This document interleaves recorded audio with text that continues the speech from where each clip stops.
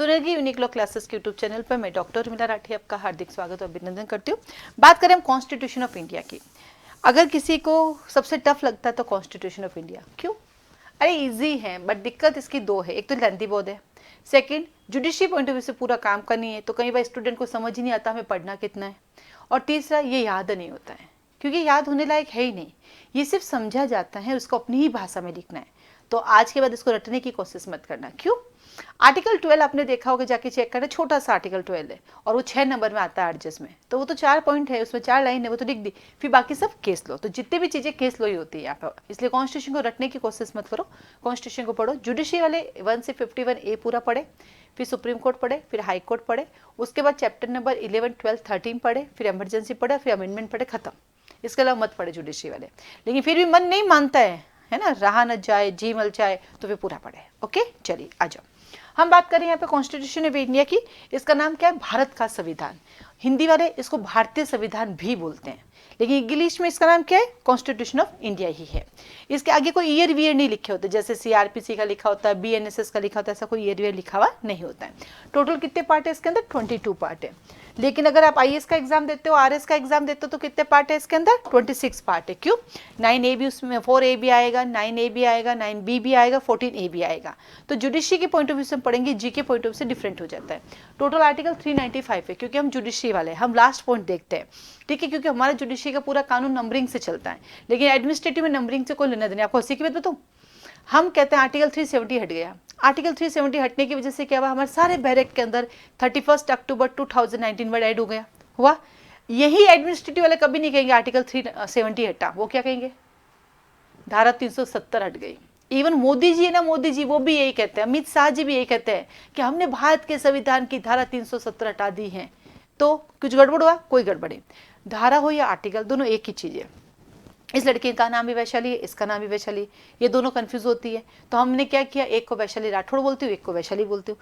ठीक वैसे ही एक हेड नोट है, इनके नाम दिए गए, कभी इनको धारा बोलते हैं, कभी कहीं आर्टिकल लिखे होते हैं, कहीं ऑर्डर्स लिखे होते हैं, बाकी इनके खुद के डिफरेंसेस नहीं है। लेकिन हाँ, अगर डिफरेंस समझना चाहते हो तो याद रखना, जितने भी सुपीरियर लॉ होंगे उनमें आर्टिकल वर्ड यूज किया गया, बाकी सारे एक्ट में सेक्शन वर्ड यूज किया गया। जैसे कि आप देख लो, इंटरनेशनल लॉ सुपीरियर लॉ है, वहाँ पे आर्टिकल वर्ड यूज किया गया है, ठीक है। कॉन्स्टिट्यूशन सुपीरियर लॉ है, जो दूसरे लॉ को बनाता है, आर्टिकल वर्ड यूज किया गया है।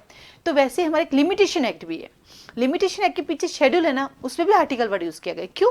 क्योंकि जितने भी सिविल लॉ हैं वो सारे के सारे लिमिटेशन से गवर्न होते हैं। तो सुपीरियर हुआ ना, क्योंकि कानून कहता है कि भैया हर एक चीज का समय होता है, जब मर्जी मुंह उठा के नहीं आ सकता है। हमें भी नियम बताया ना मम्मी ने, क्या सिखाया आपकी मम्मी ने? सुबह उठते ही नहाना होता है और रात को सोना होता है, ये सिखाया। नहीं तो हमारी ये वैशाली दोपहर को 2 बजे नहाती, हमारी नहीं रात को 6 बजे नहाती। क्यों नहीं नहाती रात को 6 बजे या दोपहर को 2 बजे? क्योंकि मम्मी ने क्या सिखाया? सुबह उठते ही नहाना होता है। तो ये क्या है?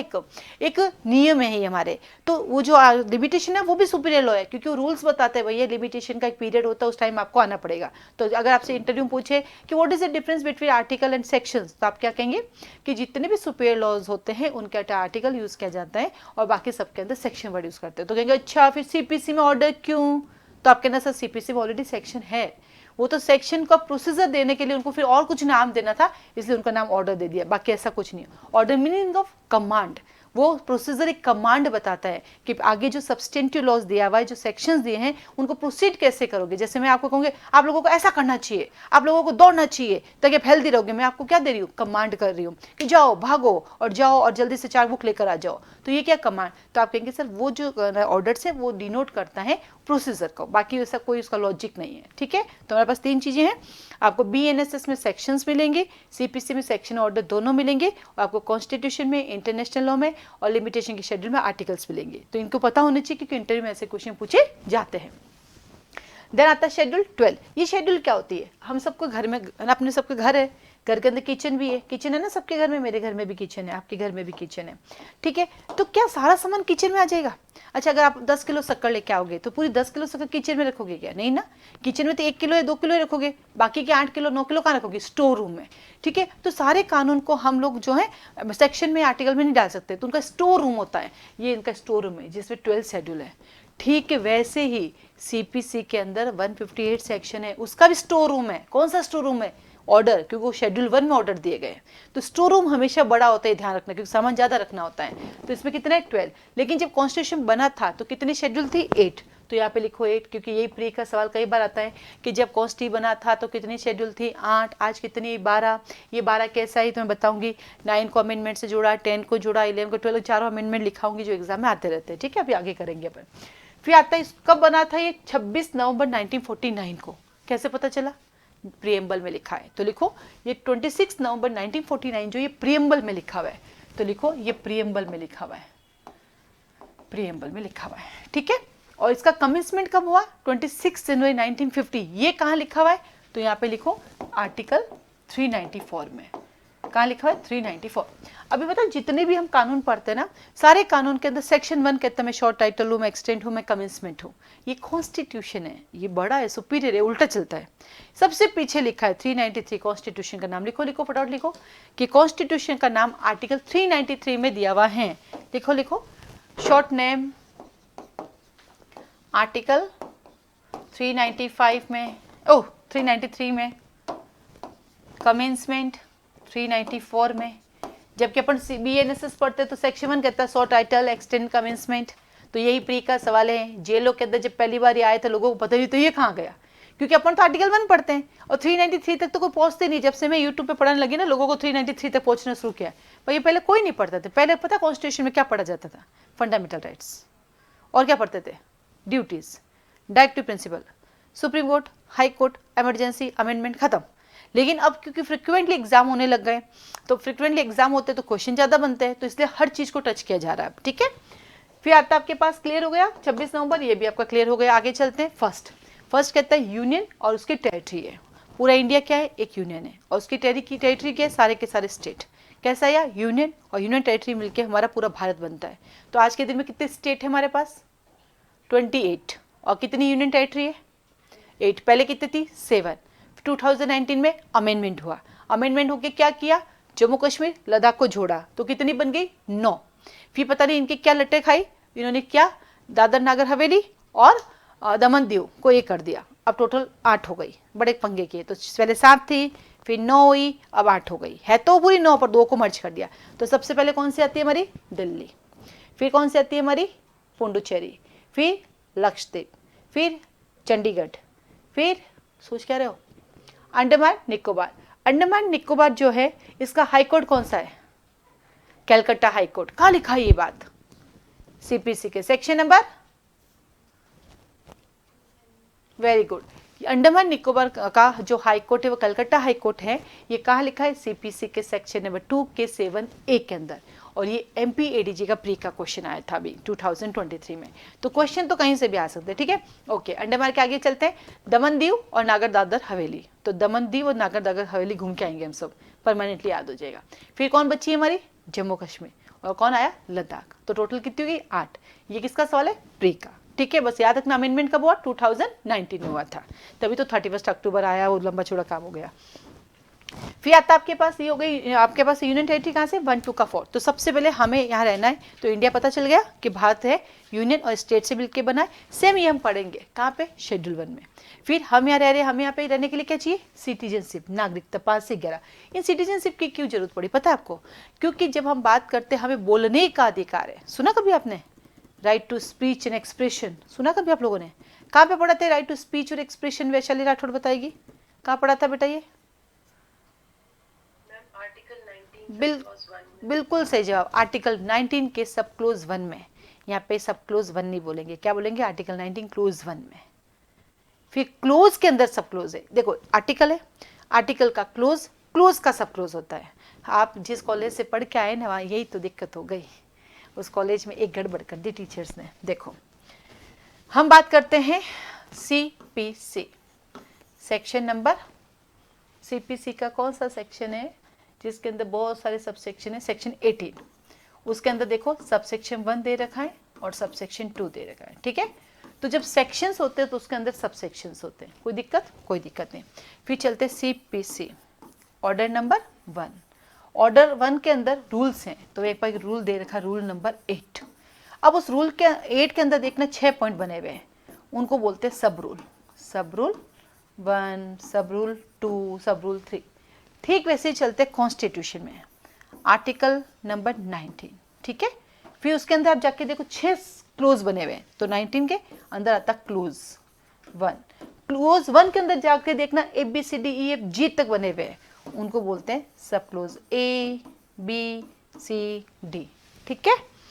अब यहाँ मैंने क्यों बताया ऐसा, क्योंकि क्वेश्चन ऐसे आता है कि साहब हम लोगों को है अब बिजनेस करने का राइट है, कहाँ दे रखा है, हम सबको बिजनेस करने का राइट है, ये कहाँ दे रखा है, 19(1)G में, 19(G) में, 19(1)F में, 19(F) में।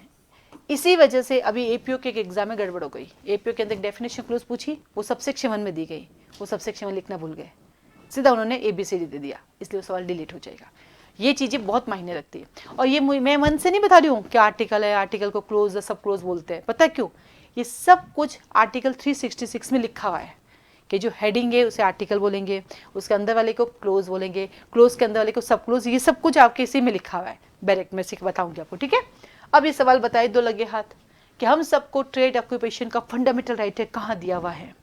चैट बॉक्स में आप लिख सकते हैं, यूट्यूब वाले आप अपने चैट में लिख सकते हैं, ऑनलाइन जो बैठे हैं वो चैट जूम के चैट में लिखे, और आप लोग टुक टुक टुक टुक टुक, ओके ओके, अरे वाह, इस बार तो सारे होशियार है टबरिए, बिल्कुल सही जवाब। ये कहाँ चले गए पंजाब वाले, यूपी वाले टबरिए कहाँ चले गए। ये ट्रेड ऑक्यूपेशन ये जो है, अभी थोड़े दिन पहले मैंने आप लोगों के एक्ट पढ़ाया, उसमें भी पढ़ा था, बताओ कौन से एक्ट में पढ़ाया था संदीप, कौन से एक्ट में पढ़ाया था अभी थोड़े दिन पहले, जिसमें वहाँ पे तीनों चीजें आई थी, व्यापार, वाणिज्य, पार्टनरशिप। वेरी गुड, तो ये पार्टनरशिप के डेफिनेशन क्लोज में भी आता है। वेरी गुड बेटा, इस बच्चे को याद है, सुबी को याद ही नहीं है कहाँ पढ़ा था, सुबी तो पार्टनरशिप एक्ट भूल गई कि कहाँ पढ़ा था अपन ने। चलिए आगे बढ़ते हैं। तो यहाँ पे रहने के लिए क्या चीज, सिटीजनशिप, तो बोलने का अधिकार सिर्फ सिटीजन्स को है, लेकिन यहाँ फॉरेनर भी तो घूम के आते हैं, घूमने आते हैं, बाहर के लोग भी आते हैं, तो हमारे फंडामेंटल राइट से डिवाइड है, कुछ सिर्फ सिटीजन्स को मिलेंगे और कुछ सबको मिलेंगे, जैसे आर्टिकल 14 सबको मिलेगा। बट हमें नौकरी चाहिए, नौकरी किसको दोगे आप, इंडिया वालों को, तो 16 में सिर्फ सिटीजन है। तो ऐसे प्री के क्वेश्चन आ जाता है कि आर्टिकल 15 किसके लिए, A citizen, B any person, C all of the above, D ABC जो भी है, तो वहाँ आपको पता होना चाहिए भैया कौन कौन से फंडामेंटल राइट सिर्फ सिटीजन्स को मिलते हैं और कौन कौन से राइट जो सबको, इसीलिए हमें यहाँ पे क्या मिलती है, सिटीजन। तो हम सब क्या है, इंडियन। तो यूँ लड़ते हैं हिंदू मुस्लिम सिख ईसाई, हम सब इंडियन है। जब फॉर्म भरते तो क्या लिखा जाता है, इंडियन, और हमारा कोई धर्म नहीं, फिर क्यों लड़ते हैं। और मैं हमेशा कहती हूँ जब हम मरते हैं, जब हमारे हॉस्पिटल में खून चढ़ाना होता है, मरने वाले हैं, तो खून जो आता है वो किसका होता है पता चलता है, उसमें सिर्फ खून चाहिए होता है, वो लाल कलर का होता है, तो हम सबका लाल कलर का खून है, फिर क्यों लड़ते हैं, मुझे तो आज तक इस बात पे समझ में नहीं आया। चलिए आगे बढ़ते। मैं कई बार कल्पना करती हूँ अशोक सर कि अगर ऐसा हो जाए, ये जम्मू कश्मीर की लड़ाई बंद हो जाए, नहीं पाकिस्तान की, तो कितना ईजी हो जाए सबको जीवन में, हमारे माँ का एक भी लाल शहीद नहीं होगा, कितना आराम हो जाए। बट ऐसे हो नहीं सकता ना, मेरे सोचने से चीजें हो जाए तो फिर भगवान से क्या मांग लो, सुकून। आगे चलते हैं। तो अब हमें सिटीजनशिप मिल गई, तो सिटीजनशिप कहाँ से आई हमारे, इंग्लैंड से। तो लिखो लिखो प्रीकस वाले, यहाँ पे हमारे सिंगल सिटीजनशिप कहाँ से ली हमने, इंग्लैंड से ली, ये भी साथ साथ लिखते जाओ ताकि क्वेश्चन क्लियर हो जाए। तो लिखो सिटीजनशिप सिंगल सिटीजनशिप है, और ये कंसेप्ट हमारा इंग्लैंड से आया है, ओके। फिर सिटीजन्स को क्या चाहिए, फंडामेंटल राइट्स चाहिए, कहाँ से कहाँ तक, 12 से लगा के 35 तक। ये राइट्स कहाँ से आए हमारे, लिखो अमेरिका। कहाँ से आए राइट्स हमारे, अमेरिका। कितने फंडामेंटल राइट्स है हमारे पास, 6। पहले कितने थे, 7, वो एक कब हटाया अपना, अभी 6 हैं, पहले 7 थे, वो एक कब हटाया अपना, कब हुआ, 1970, 90 बोल रही है, लिखो, वेरी वेरी मजाक कर रही हो बेटा। 44th अमेंडमेंट, लिखो 44th अमेंडमेंट 1978 से हमारा एक फंडामेंटल राइट उड़ा दिया। कौन सा था वो उड़ाया, जो हमारा राइट टू प्रॉपर्टी, यहाँ से हटा दिया, और कहाँ जाके चिपक गया बेचारा, तो लिखो 300A में। अब वो हमारा कैसा राइट हो गया, कॉन्स्टिट्यूशनल राइट। बट यूपी वाले कौन सा राइट हो गया आपके लिए, लीगल राइट। तो लिख दो। मैंने ऐसा क्यों बोला यूपी वालों के लिए, क्योंकि यूपी जुडिशरी के अंदर जो है उसे लीगल राइट माना गया है, और बाकी पूरा इंडिया क्या मानता है उसको मानता है आपके पूरा इंडिया कॉन्स्टिट्यूशनल राइट। वैसे 300A है ना, वो कॉन्स्टिट्यूशन में दिया हुआ है, तो वैसे वो कॉन्स्टिट्यूशनल राइट ही कहलाना चाहिए, है ना। आगे चलते हैं, फिर चलते हैं हमारे पास कौन कौन से राइट हैं, 6 वाले। राइट टू इक्वालिटी 14 से लेकर 18 तक, फिर आता है राइट टू फ्रीडम जो बात करता है हमारे 19 से लेकर 22, फिर आता है राइट अगेंस्ट एक्सप्लॉइटेशन 23 से 24, फिर आता है हमारे पास रिलीजियंस राइट जो 25 से लेकर 27 तक है, फिर आता है 28 तक, फिर आता है एजुकेशन एंड कल्चर राइट 29 से 30, एंड देन आता है कॉन्स्टिट्यूशनल रेमेडी 32 आता है।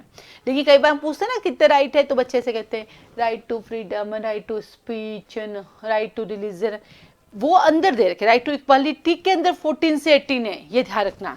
तो क्या याद रखना है कि हमारे पास 6 फंडामेंटल राइट है। पहला आता है इक्वालिटी, समानता का अधिकार, कहां से कहां तक, 14 से लेकर 18 तक। दूसरा आता है फ्रीडम, फ्रीडम ज्यादा नहीं मिलनी चाहिए ना, 19 से लेकर 22। फिर आता है राइट अगेंस्ट एक्सप्लॉइटेशन 23 से लेकर 24 तक। फिर आता है right of freedom of religion जो आता है 25 से लेकर 28 तक। फिर आता है हमारे पास कल्चरल एंड एजुकेशनल राइट 29 से लेके 30। फिर हमारे पास 6 था हमारा राइट टू प्रॉपर्टी जो कि 31 था, जो कि रिपील हो गया 44th अमेंडमेंट 1978 में, है ना। और लास्ट हमारा कॉन्स्टिट्यूशनल रेमेडी, ये नहीं है तो हमारा फंडामेंटल राइट का कोई रोल नहीं है, तो आता है कॉन्स्टिट्यूशनल रेमेडी आर्टिकल 32।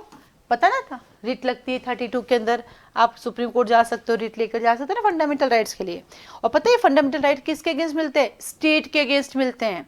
स्टेट की ड्यूटी, अपन कहते हैं ना मुझे बैठने का अधिकार है, मुझे सोने का अधिकार है, मुझे घूमने का अधिकार है, मुझे बोलने का अधिकार है, ये सब बातें अपने पापा के सामने बोल के दिखाना, चटाक मिलेगा। अब ये अधिकार है तुम्हें, ये अधिकार सरकार के सामने, पापा मम्मी के सामने अधिकार मत दिखाना है मुझे फंडामेंटल राइट है। तो लॉ घर में नहीं झाड़ना है। होता है कई बार हमें लॉ कराई जाती है तो हम अपने घर वालों पर लॉ झाड़ते हैं ना, हम सब यही करते हैं, स्पेशली महिलाएं। LLB करके महिलाओं को लेके आओ तो 498A अब चेंज हो गया। अब क्या हो गया 498A ईशा, अब 498A क्या हो गया बेटा, 86। अब मजा नहीं आ रहा है, अब मजा नहीं आ रहा है ना, सेक्शन 86 लगा दूंगी, 498A लगा दूंगी। अब तो बोलने में मजा नहीं आ रहा है। अब जो नई बहुएं आएगी ना, नई पत्नी है जो नई शादी, उनको लगेगा 86, अब तक 86 या 56 हो जाता है इससे अच्छा तो। लेकिन वो 3-4 साल बाद ये भी ठीक लगने लगेगा, बोलने में ठीक है।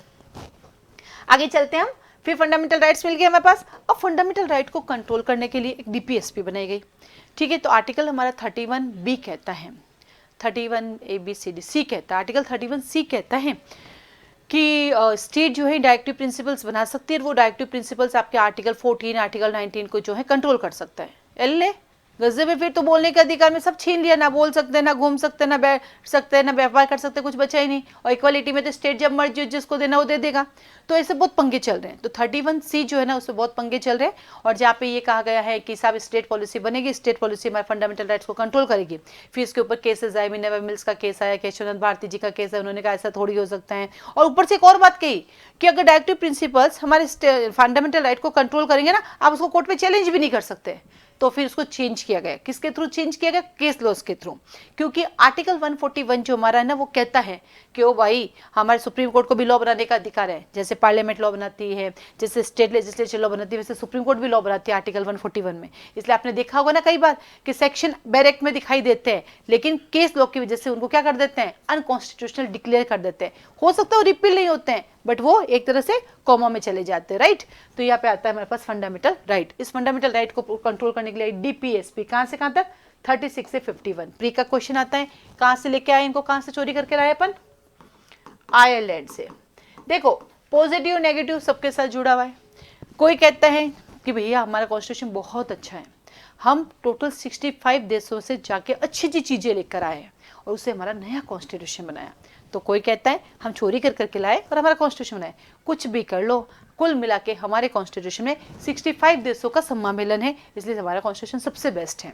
इसलिए इसकी विशेषता पूछते हैं ना, तो क्या विशेषता आती है कि वर्ल्ड का लार्जेस्ट कॉन्स्टिट्यूशन है। कैसा कॉन्स्टिट्यूशन है, वर्ल्ड का लार्जेस्ट, सबसे बड़ा हमारा है। इवन रिटर्न में भी हमारा कॉन्स्टिट्यूशन है, ठीक है।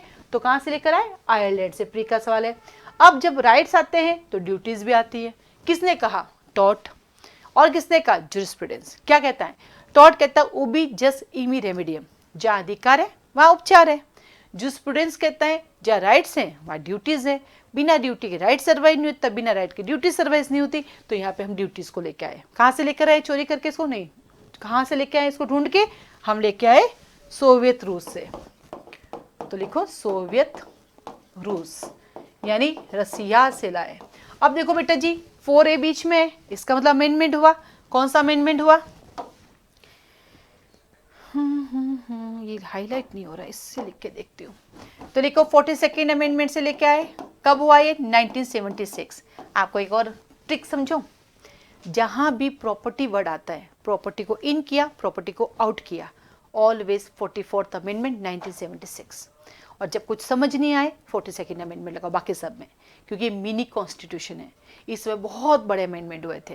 तो अगर आपसे कोई पूछे मिनी कॉन्स्टिट्यूशन किसे कहते हैं, तो 42nd अमेंडमेंट 1976 को कहते हैं। और अगर 44th अगर कहीं आपको बिना सोचे लगाना है तो प्रॉपर्टी प्रॉपर्टी प्रॉपर्टी, जहाँ प्रॉपर्टी वर्ड आ जाए, इन हो चाहे आउट हो, ऑलवेज 44th अमेंडमेंट। ठीक है। फिर आता कौन सी कमेटी से आया? लिखो स्वर्ण सिंह कमेटी से आया, स्वर्ण सिंह कमेटी से आया। ओके, अब एक सरप्राइज बताती हूँ मैं। अभी मैंने क्या कहा, जैसे मेरे फंडामेंटल राइट डैमेज होंगे तो भागी भागी कहाँ जाऊंगी मैं? सुप्रीम कोर्ट जाऊंगी।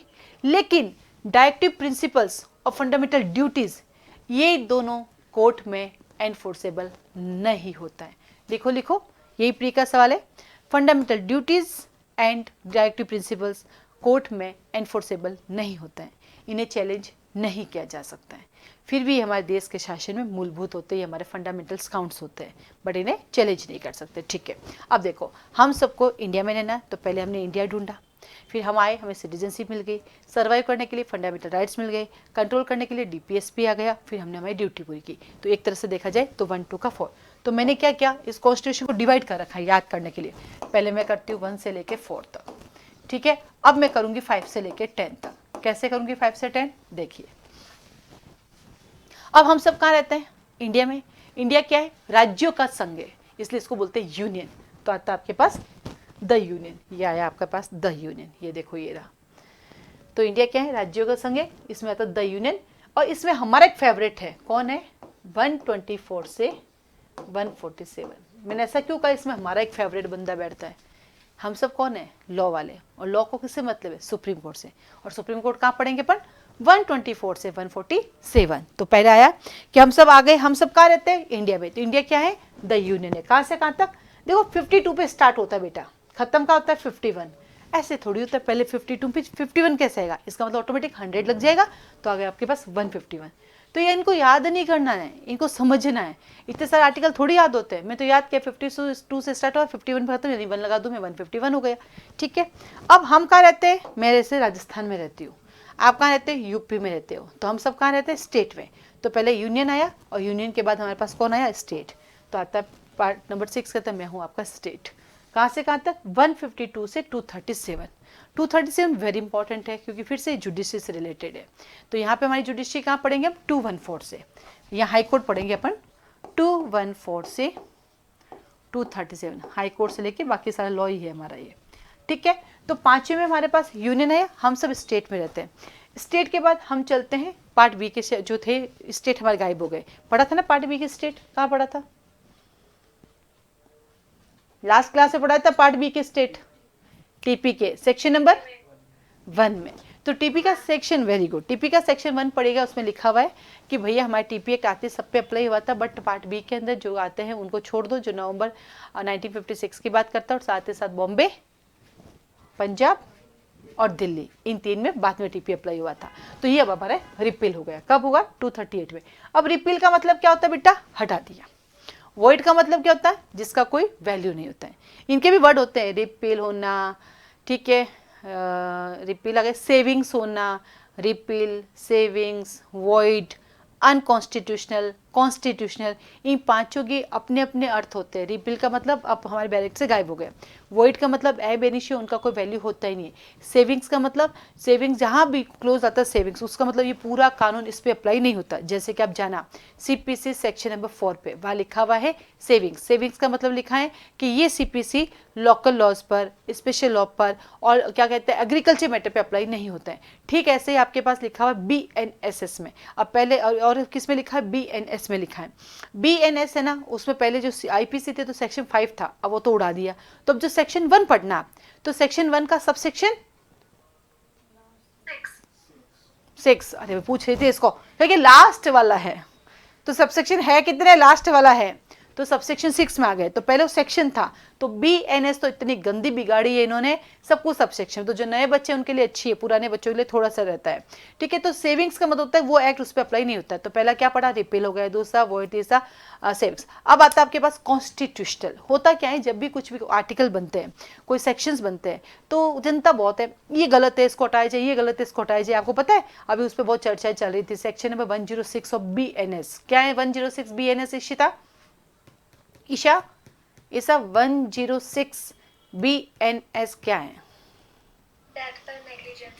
हाँ very good, death by negligence. उसका एक सबसेक्शन 2 आया, और सबसेक्शन 2 में कहा कि जो भी गाड़ी से एक्सीडेंट करके भागेगा, तो भागने पर उसको यही सजा मिलेगी। अब एक बात बताओ, यदि गाड़ी वाले ने एक्सीडेंट किया और यदि वो वहीं रहा, तो वो जिंदा बच पाएगा? वहां की जनता जनार्दन मार देगी उसको, तो बेचारे को भागना पड़ेगा, भागेगा तो उसमें सजा दी हुई है, तो इसको लेके चैलेंज हुआ। लेकिन उसके ऊपर अभी तो कोई ना गाइडलाइन नहीं आई। लेकिन हम चलते थोड़ा सा रिवर्स, हम IPC में चलते हैं। आपको याद है IPC सेक्शन नंबर 303 क्या कहता है कि जो ऑलरेडी कोर्ट में लाइफ इम्प्रिजनमेंट का कन्विक्टेड पर्सन है, और वहां कोर्ट के अंदर वो किसी को क्या करता है, डेथ कोज करता है या अटेम्प्ट टू डेथ करता है, तो उसको डेथ सेंटेंस दे दी जाएगी, ऐसा वहां पे लिखा हुआ है।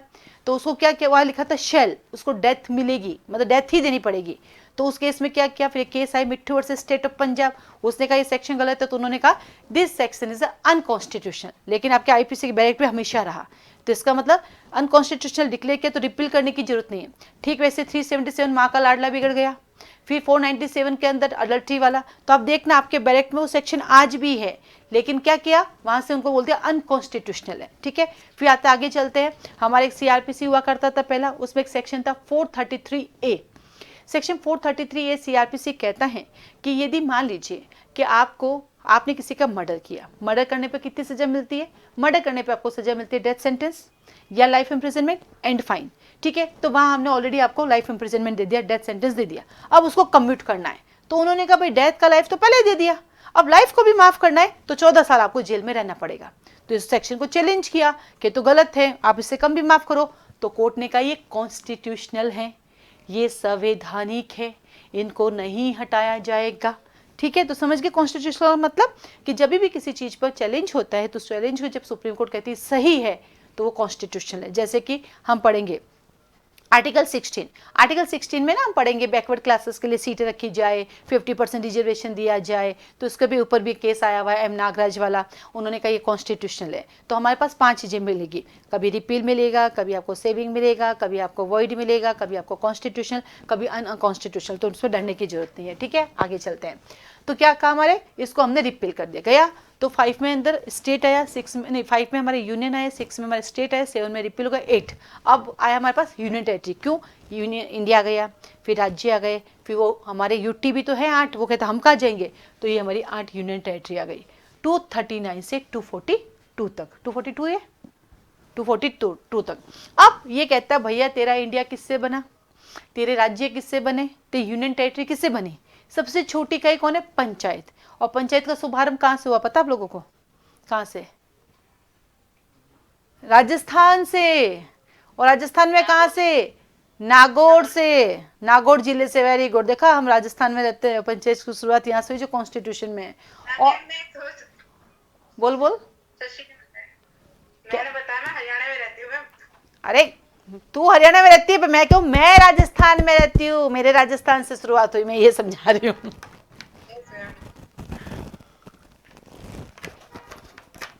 कब शुरू हुई पता है, इसकी डेट आप सबको पता है, कौन सी तारीख को स्टार्ट हुई पंचायत बताओ, ये डेट आप लोग भूल ही नहीं सकते। अरे 2 अक्टूबर, कोई भूली जाती है क्या? अगर आप 2 अक्टूबर को भूलते हो तो आपकी जेब खाली हो जाएगी, क्योंकि आपकी जेब में कौन विराजमान है, जिसका जन्म 2 अक्टूबर को हुआ था। क्या शौक सर, उस बंदे को मत बोलो जो आपकी जेब में रहता है। मेरे भी जेब में होना चाहिए, आज तो है ही नहीं आज खाली है जेब मेरी। चलिए आगे बढ़े। तो पंचायत, तो सबसे पहले छोटी इकाई पंचायत, और बिना पंचायती के जीवन चलता है क्या, नहीं चलता। आओ पंचायती करते हैं। 243 से 243 ओ, ठीक है, आर्टिकल्स है। अब हमारे एक बच्ची से मैं थोड़ी देर पहले एक सवाल पूछा था तो उसके दिमाग में 73rd अमेंडमेंट चल रहा था, 74 अमेंडमेंट चल रहा था, तो बेटा पंचायत 73rd अमेंडमेंट से जोड़ी गई, जो कि हम स्कूल के टाइम से पढ़ते आ रहे हैं, 5th क्लास 6th क्लास में सब पढ़ते आ रहे हैं। तो आइए हमारी पंचायत, तो हम सबसे पहले कहाँ रहते हैं, हम यूनियन में। यूनियन के अंदर क्या है, स्टेट, स्टेट के अंदर पार्ट बी के स्टेट रिपील हो गए, फिर यूनियन टेरिटरी, फिर पंचायतें। पंचायत से छोटी सी ऊपर होती है, वो कौन होती है, म्यूनिसिपैलिटी। तो पार्ट 9A कहता है मैं हूँ आपका म्यूनिसिपैलिटी। अब देखो बीच में जुड़ा 9A है, इसका मतलब अमेंडमेंट हुआ। कब हुआ अमेंडमेंट, 74th अमेंडमेंट कब हुआ, 1992 के अंदर। तो 73rd अमेंडमेंट और 74th अमेंडमेंट दोनों ही 1992 को ही हुए, ठीक है। अभी बीच में तो आर्टिकल भी बीच में आएगा, 243P से ZG तक याद करना पड़ेगा, ओके। देन आता है आपका कोऑपरेटिव सोसाइटी, पहले तो इसको जोड़ी, अब हटाने की बातें कर रहे हैं। ये कोऑपरेटिव सोसाइटी कब जुड़ी बेटा, अपने 97th अमेंडमेंट 2011 के अंदर, और ये कई बार जुडिशरी में आ चुका है कि कोऑपरेटिव सोसाइटी कब जोड़ी गई है, 97th अमेंडमेंट 2011 में। ये आरजीएस प्री का क्वेश्चन भी है, ये यूपी की प्री का क्वेश्चन भी है, मतलब इंडिया के सारे प्री में क्वेश्चन 2015 से लेकर अब तक में जाके ढूंढ लेना, आपको सब जगह मिल जाएगा ये आपको, ठीक है। कोऑपरेटिव सोसाइटी 243ZH से ZT तक, अब ऐसे याद करना पड़ेगा, ऑप्शन नहीं है हमारे पास, ठीक है। और देन सब आ गए, तो ट्राइबल एरिया कहता है हम कहाँ जाएंगे, हमें भी तो बुलाओ, भाई तुम्हें भी ले आते हैं। तो 10 में शेड्यूल्स एंड ट्राइबल एरियाज आ गए, 244 से 244A, ठीक है। तो मैंने अभी आपको क्या बताया, मैं तोड़ के याद करती हूँ। 1 से 4, पहले 1 के अंदर यूनियन और उसकी टेरिटरी आ गई, सेकंड में हम सिटीजनशिप आ गए, फिर हमें फंडामेंटल राइट्स दे दिए, फिर डायरेक्टिव प्रिंसिपल्स आ गए, फिर ड्यूटीज दे दी। फिर हम जब सब आ गए तो रहने के लिए जगह चाहिए, तो हमें कहा भाई आपके पास 5 के अंदर यूनियन आ जाएगा, 6 में स्टेट आ जाएगा, 7 में हमने रिपील कर दिया, 8 में यूटी आ जाएगी आपकी, 9 में पंचायती कर लो, 9A के अंदर म्यूनसिपलिटी में चले जाओ तुम लोग, फिर कोऑपरेटिव सोसाइटी में जाके अपना खाता खुलवा दो, और 10 में ट्राइबल एरिया को बुला लो, हो गए सब। अब देखो हम भी आ गए और हमें जगह भी मिल गई। भाई सबसे पहले क्या करते हैं, हम आते हैं, फिर हमें घर चाहिए, तो पापा हमें घर दिला दे, घर भी आ गए। अब घर आए, घर बना के दे दिया, अब क्या कहेंगे, अब दुनिया से रिश्ते तुम मेंटेन करो, हमने आपको सब दे दिया, अब रिश्ते मेंटेन करने का काम आपका है, तो आइए मेंटेन करते हैं अपने रिश्ते। तो 11 कहता है रिलेशनशिप, किसकी बात करता है, रिलेशनशिप बिटवीन, किसकी हो रही है, रिलेशनशिप बिटवीन, ये भाई ज़्यादा बड़ा हो गया बेचारा, तो स्टेट और यूनियन, मतलब राज्य और संघ के बीच संबंध होने चाहिए। कितने तरह के संबंध है हमारे बीच में, 3 तरह के संबंध। कौन कौन से रिलेशन है बताओ, कोई बता सकता है, 3 रिलेशनशिप है हमारे बीच में। ये बड़े अच्छे ऑफलाइन वाले बच्चे इतने होशियार है, पता है ईशा, जैसे मैं सवाल पूछते ना ऐसे बैठ जाएंगे, मतलब मेरे सामने एक भी नहीं देखेगा, उसको बता देखते पूछेंगे तो एकदम आंखें नीचे हैं। हाँ सुबह बता, पहला एग्जीक्यूटिव एंड एडमिनिस्ट्रेटिव। तो हमारे पास 3 रिलेशनशिप है, पहला हमारा लेजिस्लेटिव है, दूसरा हमारा एग्जीक्यूटिव और तीसरा हमारा एडमिनिस्ट्रेटिव है। पक्का सही है, सोच कह रही है। प्रशासनिक रिश्ता है हमारा, विधायी संबंध है हमारा, और कार्यपालिका का संबंध है। कहाँ से कहाँ तक पढ़ेंगे ये संबंध हम, ये संबंध हमारे शुरू होंगे यहाँ से 245 से, और खत्म होंगे जाके हमारे 300A में, दोनों मिला के, मतलब 11 और 12 मिलते हैं ना, तब जाके हमारी रिलेशनशिप खत्म होती है। तो 11 के अंदर रिलेशनशिप आई हमारे पास 245 से 263। अब यूनियन स्टेट के बीच में झगड़ा भी हो जाता है। क्यों होता है झगड़ा, क्योंकि इनके रिलेशनशिप के अंदर कौन किस पे कैसे काम करेगा। तो इसके लिए हमारे पास एक तरीका है, इनके पास 3 चीज़ें दे रखी हैं, एक हमारी यूनियन लिस्ट है, एक हमारी स्टेट लिस्ट है, और एक हमारी कॉन्करेंट लिस्ट है। इसे हम संघ सूची बोलते हैं, इसे हम राज्य सूची बोलते हैं, इसे हम समृद्धि सूची बोलते हैं। इसके अंदर 97 सब्जेक्ट हैं, इसके अंदर 66 हैं, इसके अंदर 47 सब्जेक्ट हैं, और ये सब्जेक्ट सारे काम करते हैं। इसमें यूनियन में सेंट्रल गवर्नमेंट लॉ बनाता है, इसमें स्टेट गवर्नमेंट लॉ बनाता है, और इसमें सेंट्रल गवर्नमेंट भी बनाता है और स्टेट गवर्नमेंट भी बनाता है।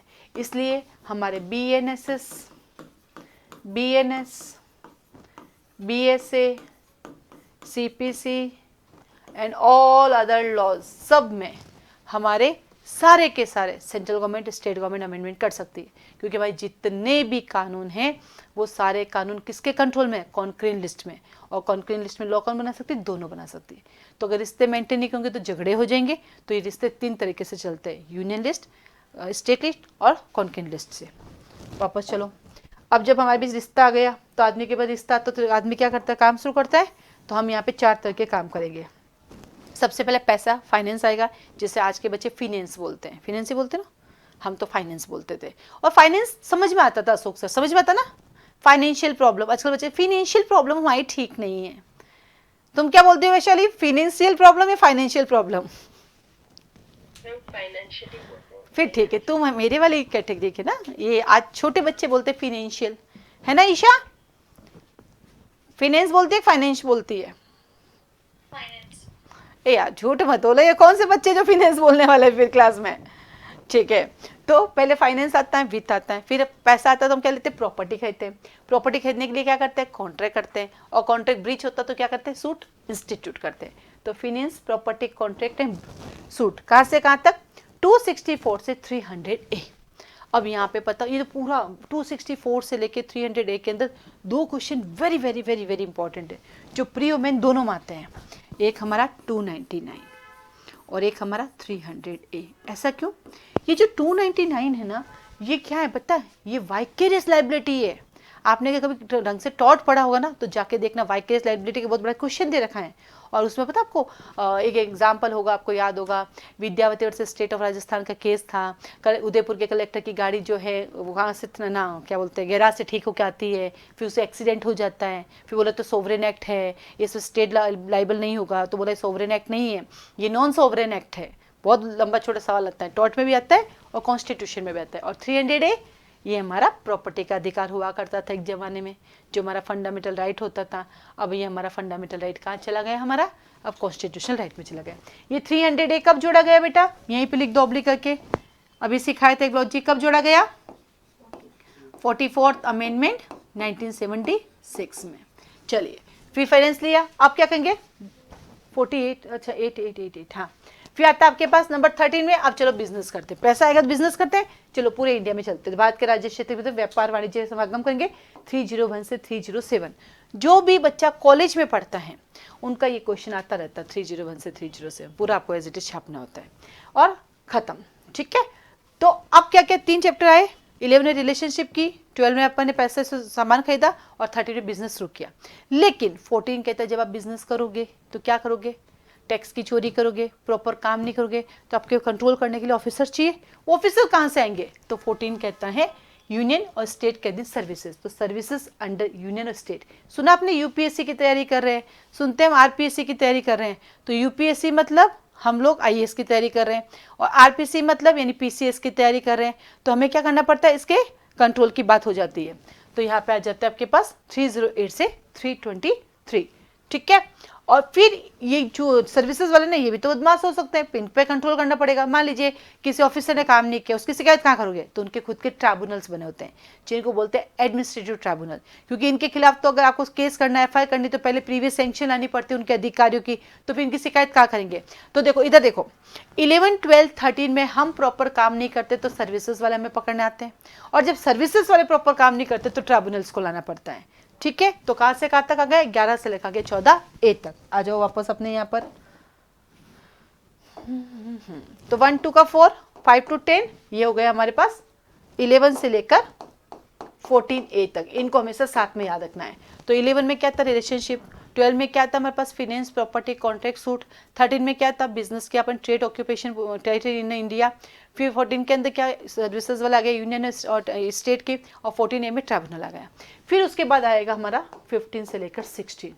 जब जीवन में सब कुछ सही चलता है तो पंगे करने के लिए किसको बुलाना पड़ता है, आपके घर में सब कुछ सही चल रहा है तो कोई ऐसा बंदा आता है जो आपके घर में से पंगे कर देता है, वो क्या चलाता है, पॉलिटिक्स। तो आ जाओ, बिना पॉलिटिक्स के तो सब शांतिपूर्वक चलेगा, मजा नहीं आएगा। और रुको, उससे पहले 14A का कौन सा अमेंडमेंट से जुड़ा गया, जो भी बीच में आएगा पता होना चाहिए। यस, लिखो 42nd अमेंडमेंट 1976, मुझे आज भी याद है, 2015 की बात है, मेरे कोचिंग नहीं था उसमें, तो आरजीएस का फॉर्म भरा, उसी दौरान रोडवेज होता ना गवर्नमेंट की, इसमें लॉ ऑफिसर की वैकेंसी आई थी, फर्स्ट टाइम मैंने फॉर्म भरा, और इसमें सारे अमेंडमेंट पूछे। उसमें तो इतना पढ़ना नॉलेज ही नहीं था, पढ़ना कैसे होता है, मतलब सोचो 2014 में लॉ ऑफिसर बन गई होती तब तो कहाँ की कहाँ पहुँच गई होती मैं। तो उसमें देखें ये एक सारे समय ऐसे कैसे क्वेश्चन आते, सारा अमेंडमेंट से भरा हुआ क्वेश्चन पेपर था पूरा का पूरा, और कुछ था ही नहीं। और उसके बाद मुझे लगता है आज तक 2014 से 25 हो गए, दोबारा रोडवेज में अंदर आज तक लॉ ऑफिसर की वैकेंसी नहीं आई। सोचो, जो बंदा उस समय सेलेक्ट हो 11 साल से काम ही कर रहा है वही कर रहा है, मतलब उसके इतने प्रमोशन हो गए होंगे। ठीक है, तो उसमें बाद में पता चला अरे भैया अमेंडमेंट हमें पता होना जरूरी है। अब सब हो गया, तो चलो इलेक्शन कर लेते हैं क्योंकि बिना इलेक्शन के सब कुछ ठीक चले मजा नहीं आता है। 324 से 329A। इन दिनों इंडिया में एक मुद्दा चल रहा है, एक राष्ट्र एक चुनाव। आपकी क्या ओपिनियन है, एक राष्ट्र एक चुनाव होना चाहिए या नहीं होना चाहिए? कोई बताएगा अपनी ओपिनियन, एक राष्ट्र एक चुनाव होना चाहिए नहीं होना चाहिए? होना चाहिए। नहीं तो सर हर 3 साल बाद वो सब इलेक्शन में चले जाते हैं, प्रचार करने के लिए हमारे काम अटक जाते हैं। तो एक राष्ट्र एक चुनाव होना चाहिए और बार बार ताकि हमें भी वोट देने नहीं आना पड़े। नहीं तो एक बार में गए सर वोट, नहीं तो हर 3 साल बाद अपने गांव से फोन आता है, मैं अब गांव क्यों, अरे साहब इलेक्शन है आना है। तो आदमी ज्यादा बाहर रहता तो आ भी नहीं पाता, तो एक बार इलेक्शन हो तो सब आने को भी तैयार हो जाए। तो एक राष्ट्र एक चुनाव होना चाहिए। तो 324 से 329 है। और जब भी इलेक्शन होता है तो पंगे क्या, हमें रिजर्वेशन दो, हमें रिजर्वेशन हमें, तो आओ भाई आपके लिए करते हैं। तो कुछ वर्गों के लिए संबंध में विशेष उपबंध बनाएंगे, special provision relating to some classes. कहाँ से कहाँ तक? 330 से लेकर 342A तक। तो इन दोनों को हमेशा साथ पढ़ा जाता है। तो देख लेते हैं अपन एक बार। हाँ जी, तो ये आ गए 15 से 16। तो पहला 1 2 का 4A याद करना है आपको, फिर 5 to 10 करना है, फिर उनको रिवाइज करना है, फिर 11 से 14 का इनको रिवाइज करना है, फिर 15 से 16। और आप ट्राई करना कभी, जैसे मैं याद कर रही थी ना कि पहले बोलो first the union and territory state it's territory, फिर 2 बोलो आप सिटीजनशिप, फिर वापस फर्स्ट बोलो यूनियन एंड टेरिटरी, दूसरा सिटीजनशिप, फिर तीसरा फंडामेंटल राइट, फिर वापस 1 पे जाओ, फिर 2 पे जाओ। अगर आपने इस तरीके से याद करना शुरू कर दिया हर चैप्टर्स को, तो आपको पता ही नहीं चला कि एकदम पूरा कानून आपको याद हो जाएगा। कभी करके देखना। फिर आता है आपके पास 17 से लेकर 22। अब इसको एक साथ करेंगे। हाँ जी, फिर आया 17 कहता अब सब आ गया। पहले हम लोग आ गए, फिर हमें एरिया दे दिया, फिर हमने रिलेशनशिप बना दी, फिर हमें इलेक्शन भी कर दिया। अब हमें लैंग्वेज बता दो, बोलना क्या है? सभ्य लैंग्वेज बोलो।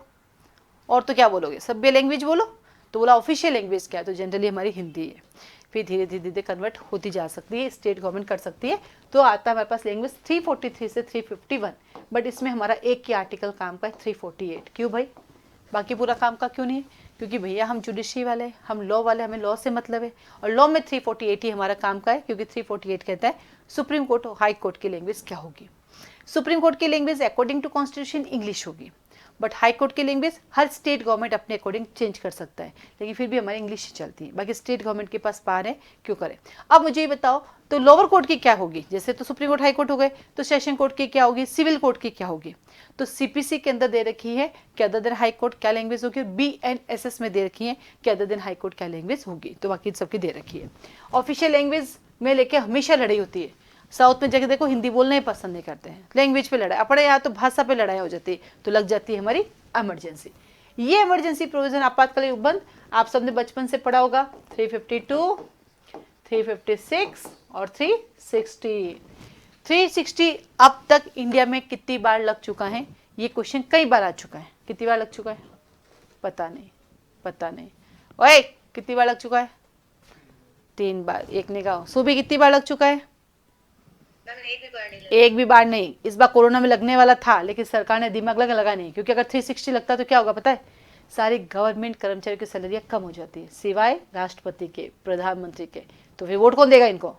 बाकी कोरोना में स्थितियाँ खराब थी, लग सकता था, लेकिन नहीं लगी। लगती तो वोट बैंक खाली हो जाता है इनका, वोट कौन देता फिर? तो इसलिए आज तक इंडिया में एक बार भी 360 नहीं लगाए, और ये लगभग सारे एग्जाम में आता रहता है। तो लिखो 360 आज तक एक बार भी नहीं लगाए। और 352 हमारी किसकी देन है? श्रीमती इंदिरा गांधी जी की, जिसको कोई हटा नहीं सकता। हटेगा वक्त के साथ, ये भी हट जाएगी सारी चीजें। आगे चलते हैं अपन। 352, 360। फिर आता आपके पास मिसलेनियस। खत्म। हम कोई भी कानून पढ़ते तो सब में आता ना प्रकीर्ण। हिंदी वाले इसको प्रकीर्ण भी बोलते हैं, इसको विविध भी बोलते हैं। तो बोलने दो अपना क्या, 361 से 367। मैंने कैसे याद किया इसको? देखो 301 से 307 मुझे याद है, क्योंकि मैं एक के साथ टुकड़ा बनाती हूँ, 7 बन जाता है। मुझे 361 से 367 भी याद है, क्योंकि मैं 361 लिख के फिर उसको 7 बना देती हूँ। नहीं तो ऐसा कैसे याद होगा? कोई मेरे पास कंप्यूटर थोड़ी है सारे सब्जेक्ट के सारे चैप्टर्स और आर्टिकल्स याद होते हैं ना। इसके ट्रिक होती है कि भैया अब याद आएगा। तो 361 से 367 मिसलेनियस खत्म। अरे भैया कॉन्स्टिट्यूशन में अगर मिसलेनियस हो जाए तो काम कौन करेगा? भाई BNSS में मिसलेनियस हो, मान गए हम आपकी बात।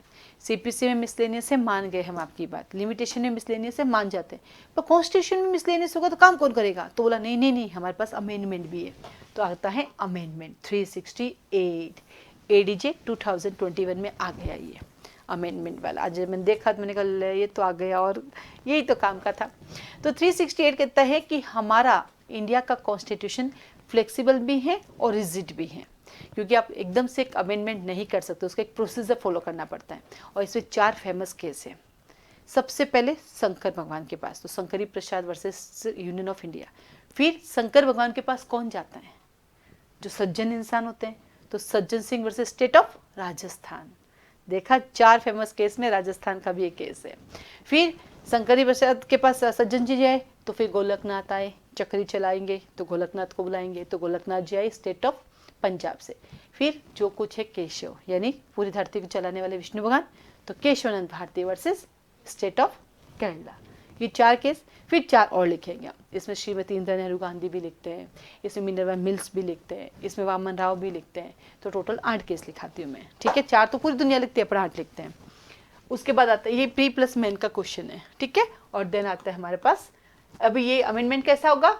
वैसे तो अमेंडमेंट है, लेकिन इसको याद कराने का तरीका 21 को, ये टेम्पररी हो सकता है, ये ट्रांजेक्शन हो सकता है, ये स्पेशल प्रोविजंस ले आ सकते हैं। 369 से 392 सबसे अटपटा चैप्टर है। 21 का कोई वैल्यू ही नहीं है, हमारे लिए कोई काम का ही नहीं है, तो इसको मैंने कैसे याद की? टेम्पररी, क्योंकि यहाँ पे यही लिखा हुआ है। और then last short title, extend, commencement है, रिपेल है, सेविंग्स है, 393 से 395 है, ठीक है। तो अब अगले जितने दिन भी, जैसे हमारा फाउंडेशन में स्टार्ट हुआ ना, तो अब आप लोगों को काम करना है। ये कॉन्स्टिट्यूशन लगभग आप लोगों का चलेगा 40 डेज। तो आपका पहला ड्यूटी, जो भी क्लास में बच्चे बैठे हो, आप लोग जो अभी ऑनलाइन ऑफलाइन बैठे हो, आप लोगों का अगले 40 डेज तक डेली बेसिस पे जब भी आप रीडिंग करने बैठोगे, सबसे पहले चैप्टर्स पढ़ना है, प्रीएम्बल पढ़ना है, और बाकी जैसे मैं पढ़ूंगी डेली बेसिस पे पढ़ो। कॉन्स्टिट्यूशन का एक आर्टिकल आपके टिप्स पे होगा, जैसे मेरे हैं, उसका रीज़न है रिवीजन, ठीक है। साथ ही साथ ये वाला वीडियो मैं यूट्यूब पे भी डाल रही हूँ, तो यूट्यूब वाले हम लोगों का फाउंडेशन बैच चलता है, लोअर जुडिशरी का भी, हायर जुडिशरी का भी। आप लोग क्लासेस ज्वाइन कर सकते हैं। क्लास कैसे चलती है, कब चलती है, कितने बजे चलती है, क्या फीस है, इसके लिए आप मुझे कॉल मैसेज कर सकते हैं। आज के लिए धन्यवाद। बाकी किसी का कोई सवाल है तो पूछो। बस हमारे बच्चों के क्वेश्चन नहीं होते, सब समझ में आ जाता है इनको 1 मिनट में।